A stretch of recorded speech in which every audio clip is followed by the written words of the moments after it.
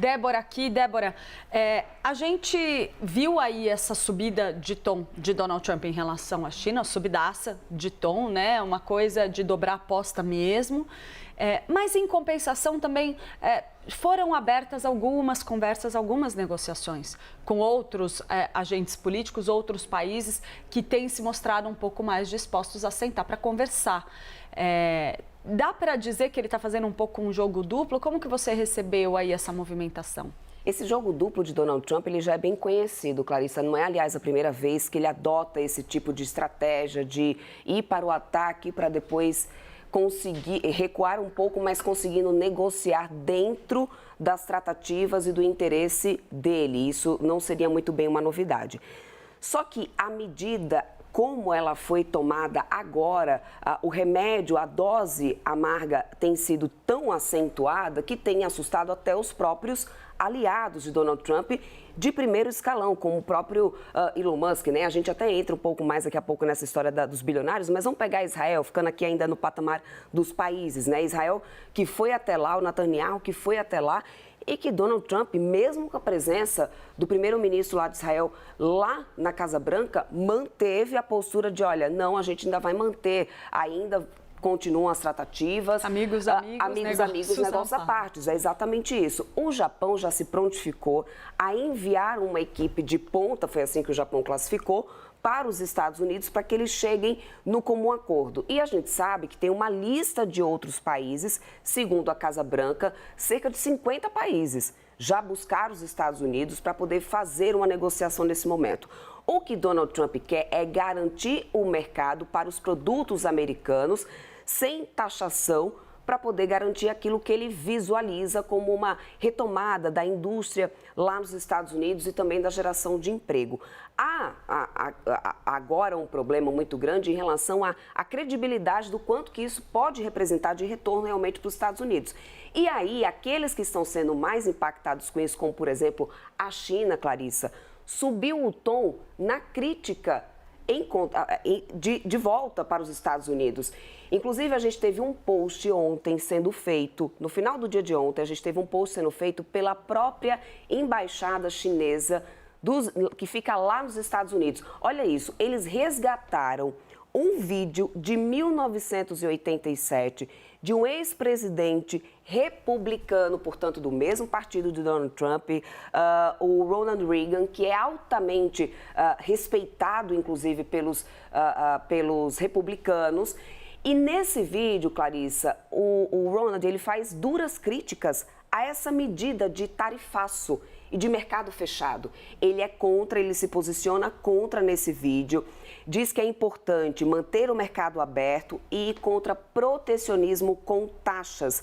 Nesse vídeo, na época, eles estavam decidindo ali questões de tarifas ao Japão. E o Ronald Reagan, ele afirma exatamente o seguinte nesse vídeo, abre aspas, em um curto período de tempo, isso funciona, mas apenas por um curto período. O que ocorre é que, primeiro, as indústrias nacionais começam a confiar na proteção governamental com as tarifas, começam a parar de competir, inovar e mudar tecnologicamente para ter sucesso no mercado. Mas aí depois vem a retaliação dos países estrangeiros e isso engatilha uma forte guerra comercial, desencadeando a perda de investimentos, aumento de desemprego e por aí vai as consequências que a gente já vem desde a semana passada discutindo e debatendo aqui na programação, como vocês bem sabem, todo mundo tem falado sobre isso. Então a China, a embaixada oficial da China lá nos Estados Unidos, fez esse post nas redes sociais e continua lá, resgatando e dizendo assim, olha, esse vídeo parece que voltou a ter uma tamanha relevância agora, porque se tratam de presidentes de um mesmo partido, com visões econômicas claramente diferentes, mas que lá atrás a própria base, ou seja, o próprio partido, já criticava medidas comerciais como essa.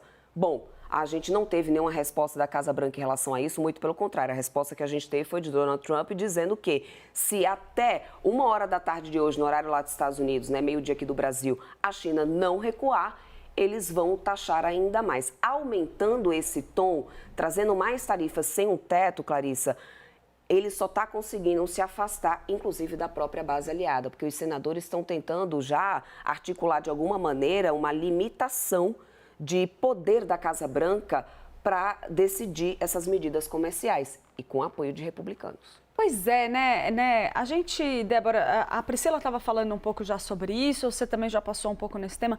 Tem algumas figuras específicas, empresários, os tais dos bilionários que a gente tem citado aqui, que foram apoiadores ferrenhos de Donald Trump.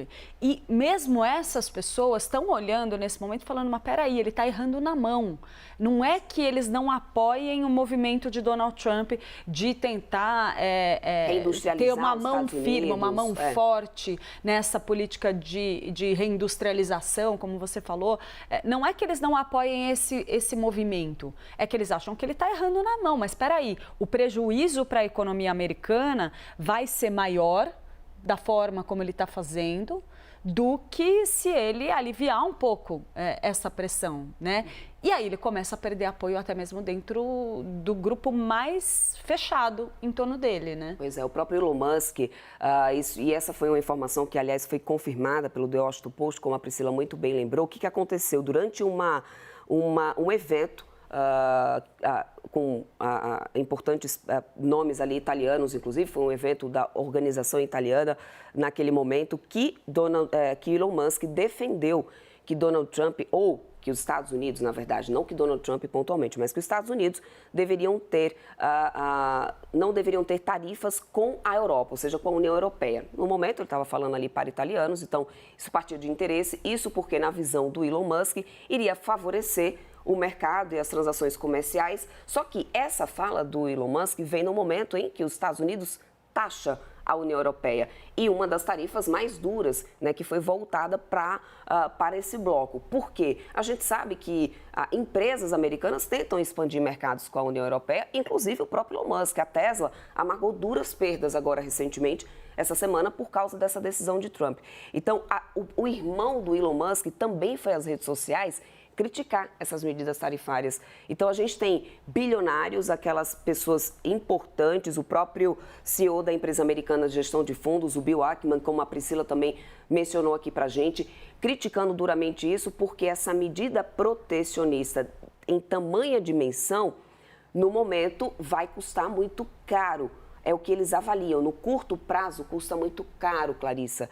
E é esse medo, é esse receio que eles estão agora tentando mostrar para Donald Trump para que ele volte atrás. Ainda não há nenhuma sinalização, Clarissa, de que ele vai voltar atrás. Pelo contrário, ontem chegou a surgir um rumor muito rapidamente aqui no mercado, bem na metade do dia, de que Trump iria dar um prazo para que a gente tivesse negociações dessas tarifas. Isso fez as bolsas, naquele momento, virar o sinal, subir, disparar. Só que não durou nem muito. 5 minutos depois, a Casa Branca já disse, não, ninguém vai voltar atrás aqui, ninguém vai dar prazo nenhum. E aí os mercados voltaram a cair de novo. Tamanha oscilação que tem tido e tamanha incerteza que isso tem gerado. Mas tamanho o risco e o quão caro Donald Trump está disposto a pagar por isso, porque já tá resultando no isolamento, nesse momento, do próprio Donald Trump, eu não diria dos Estados Unidos, porque muitos ainda estão interessados em fazer acordos com o país.